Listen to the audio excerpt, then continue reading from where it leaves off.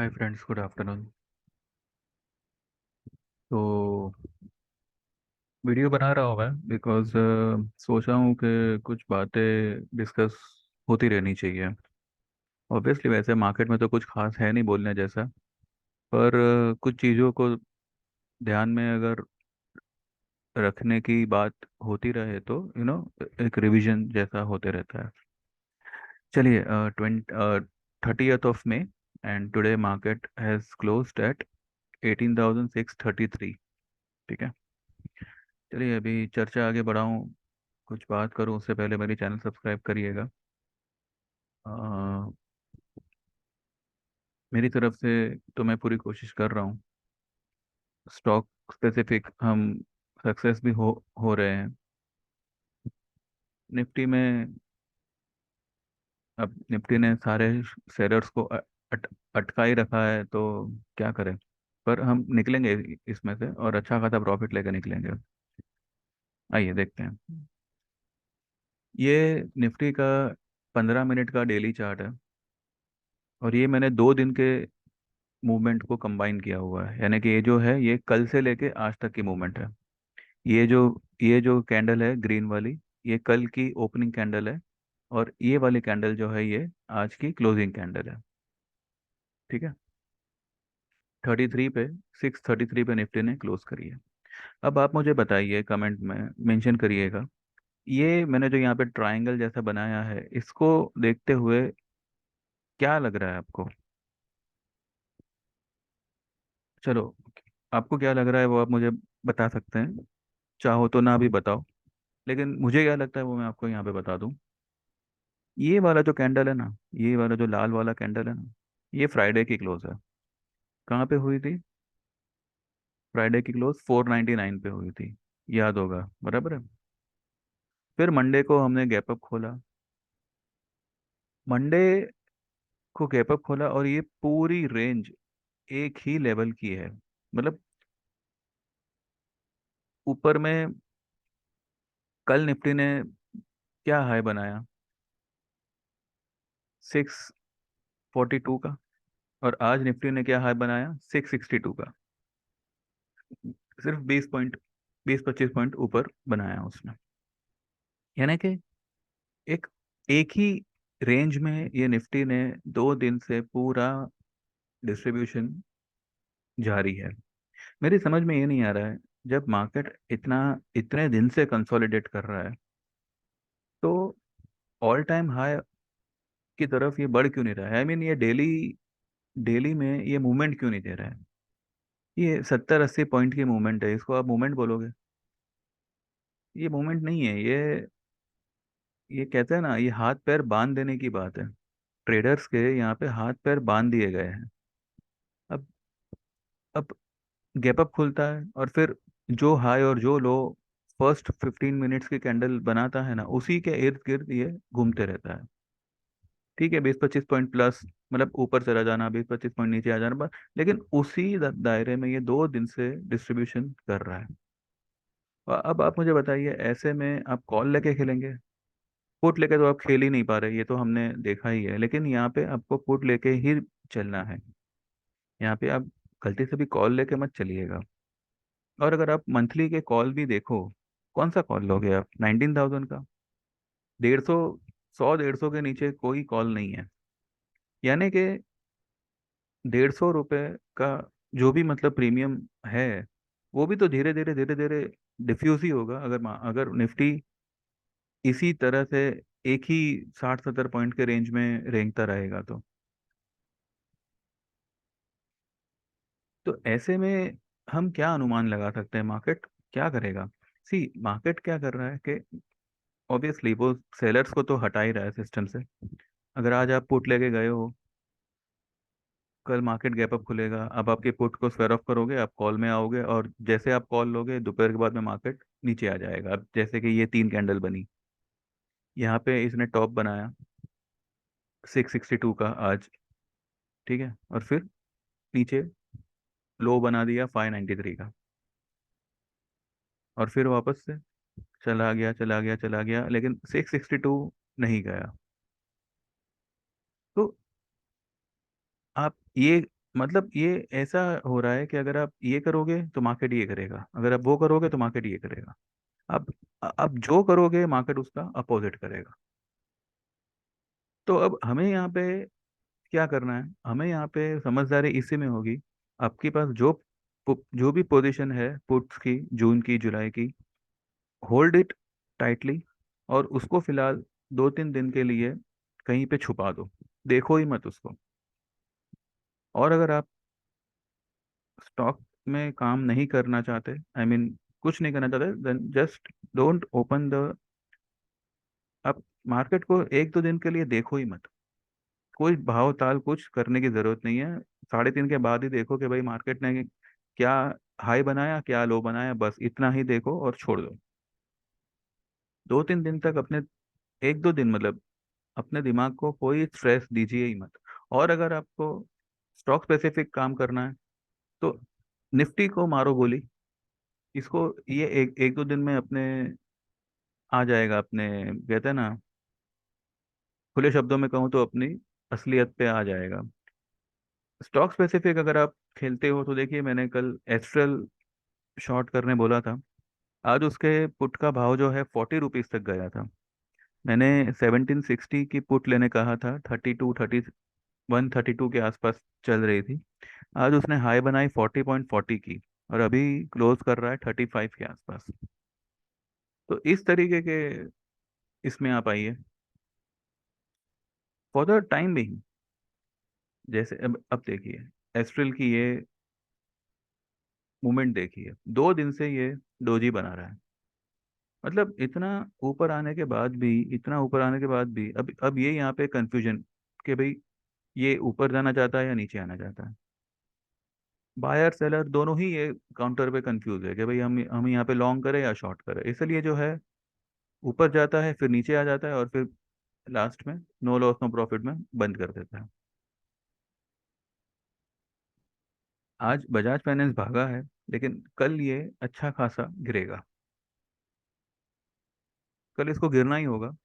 और कल मैं कहूँ, as per the scenario, Nifty को भी कल गिरना होगा, बिकॉज अभी निफ्टी का स्टोकेस्टिक 95 क्रॉस कर चुका है। ये एक बार इसने 95 96 तक गया था, 97 तक गया था इनफैक्ट, और फिर वहां से लुढ़का, और फिर वापस से ये 95 के ऊपर पहुंच चुका है। तो कल जो भी ओपनिंग होगी, मुझे लगता है कि कल एक अच्छी खासी फॉल के साथ मार्केट की शुरुआत होगी। भले कल ओपन अगर प्लस में भी होता है, लेकिन कल कल हम एक गिरावट देख सकते हैं। आज आज निफ्टी ने भी क्या किया, कल की हाई को क्रॉस किया, कल की लो को भी तोड़ा, और फिर अल्टीमेटली बीच में झूलता रहा। लेकिन जो मैंने कहा था कि ये, अब जो इसने सुबह में हाई बनाई और जो पहले की जो लो बनाई, बस वहीं पे उसको बाद में ना छूने गया और ना उसने उसको तोड़ने की कोशिश की। ये इसी रेंज में, नीचे में 575 और ऊपर में 662, बीच में ही ये कभी इधर जाता कभी इधर जाता। तो जो प्लेयर्स है, जो बिग प्लेयर्स है, दे आर ऑल्सो कंफ्यूज कि भाई अब मार्केट में इस तरीके से अभी क्या क्या होना चाहिए। क्या मार्केट को क्रैश करना है, या मार्केट को एक अच्छा खासे करेक्शन में डालना है, या फिर इसी तरह से प्रीमियम चट करने हैं एक ही रेंज में रख के, स्लगिश रख के। बिकॉज मार्केट में अभी कोई ट्रेड कर ही नहीं पा रहा। Market has become very difficult to trade for a person, for a person like a common retailer. यहाँ पे एक तो विक्स इतने महीनों से, या मैं कहूँ कि कुछ सालों से विक्स 12, 15, 17, बस यही रेंज में घूम रहा है। विक्स को इतनी बुरी तरह से, मतलब एक कहते हैं ना, लो लो लेवल की धूल चटा रहे हैं, जैसे कि ये कभी ऊपर आने ही नहीं वाला। अगर मार्केट में समझो फियर नहीं है, ये फियर इंडेक्स हुआ, अगर मार्केट में फियर नहीं है as per the Vicks, India VIX, तो फिर मार्केट ऊपर क्यों नहीं जा रहा है। ये एक ही रेंज में, ये 2 दिन से एक ही रेंज में क्या, क्यों क्यों ये नाटक कर रहा है। ये गैप फिल करने भी नहीं आ रहा, ये ऊपर भी नहीं जा रहा, बस जहाँ पे खुला एक, कहते हैं ना, एक फुल स्टॉप, एक डॉट बन के बैठा हुआ है। ये पहले भी इसने इसी तरह के खेल खेला था, जहाँ पे एक टाइम आया कि सबको यही लगने लगा कि मार्केट अभी गिरने ही नहीं वाला, एंड मार्केट ने 25% का करेक्शन दिया था। तो मैं आपको यही कहूँगा, कुछ दिन, एक आध दो दिन आप जो है निफ्टी को अवॉइड करो, देखो ही मत। अगर आप स्टॉक में काम नहीं कर रहे हैं तो फिर मार्केट खोलो ही मत सुबह में। और अगर आप स्टॉक में काम कर रहे हैं तो कई सारे स्टॉक्स हैं, जो आज स्टॉक भाग रहा है ना, उसकी आप पुट लेके जाइए। Simple strategy.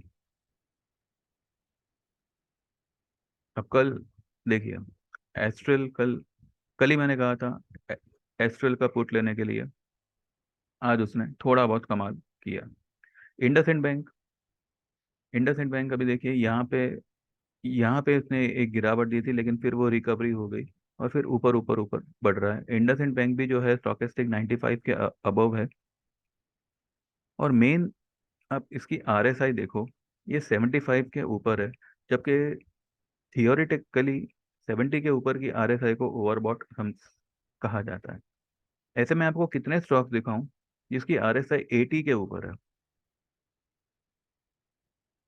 अब चोलामंडलम फाइनेंस इतना, ये देखिए, ये क्या है ये, व्हाट इज दिस, इस ये क्लियर कट यहाँ पे जो है डिस्ट्रीब्यूशन हो रहा है। आई मीन, मार्केट पता नहीं अभी क्या रंग दिखाएगा, बट जो भी दिखाएगा बहुत खतरनाक होगा।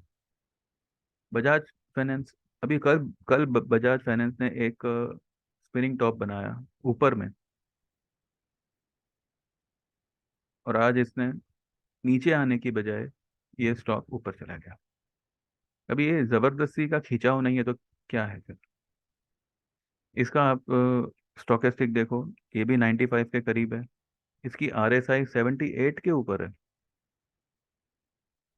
एबीबी 4,000 के ऊपर क्रॉस करवा दिया, लेकिन अब क्या, 2 दिन से ये भी वहीं पे गोते खा रहा है। I mean, there is no point in this particular तेजी, and there is no reason also, but still market are जबरदस्ती खींचे जा रहे हैं। बस आप शॉर्ट करो और हम मार्केट को ऊपर खींचते जाएंगे, यही चला आ रहा है। लेकिन मैं आपको यही सजेस्ट करूंगा, अगर आप कुछ ना करो तो ठीक है, लेकिन लॉन्ग मत करना। लॉन्ग करे, ये ऐसा गले में आएगा, आप निकल नहीं पाओगे। बाकी तो फिर जैसे आपको जमे, मेरा काम था आगाह करना, वो मैंने कर दिया। भले एक महीने से हमारी पुट्स जो है वो जीरो हो रही है, मई मंथ की तो हो ही चुकी है, लेकिन मैं आपको इतना जरूर जरूर अश्योर करूंगा, जून और जुलाई की पुट्स में आपको डेफिनेटली आप प्रॉफिट करके ही निकलोगे। और इनफैक्ट मई का भी जो है, मैंने आपको एक स्ट्रेटेजी कही थी, आप या तो जुलाई की 17,000 की पुट ले लो, और बस भूल जाओ उसको, कुछ मत करो। 2 लॉट 3 लॉट जो बस इतने ही क्वांटिटी में आप लीजिए, 4-5 हज़ार डाल के बैठ जाओ। या फिर जो मैंने कल एक स्ट्रेटेजी बताई थी, आप उसमें काम कर सकते हैं। अब दिसंबर की 19,000 की पुट लेके बैठ जाओ, अभी कुछ 560 565 के आसपास है। अगर मार्केट किसी कारण से 18,800 भी चला गया, तो भी आपकी ये put in the money put ही कही जाएगी, आपका पैसा जीरो नहीं होगा।